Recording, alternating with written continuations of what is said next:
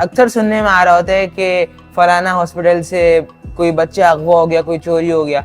तो मैंने उस आइडिया को मद्देनजर रखते हुए अपने जहन में एक चीज़ भी बनाई कि हम इसको न्यू बॉर्न बेबीज़ की नर्सरी में भी इंस्टॉल कर सकते हैं। वहाँ पर एग्जिट और एंट्रेंस डोर भी इसको इंस्टॉल कर सकते हैं, ताकि हम इन जो तमाम हादसा हैं इन सबको रोक सकें।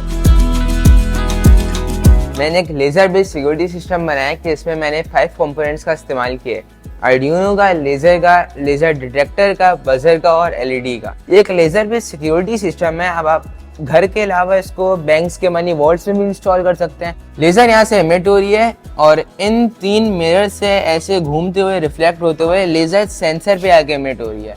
अगर लेज़र अपने सेंसर पे आने से ब्लॉक हो जाती है तो फिर 2 LEDs और बजर बच जाएंगे कि जिससे घर के रहायशी हैं वो सब होशियार हो जाएंगे। जैसे कि अगर मैं यहाँ से हाथ लाया तो लेज़र ब्लॉक हुआ और अलार्म बच गया।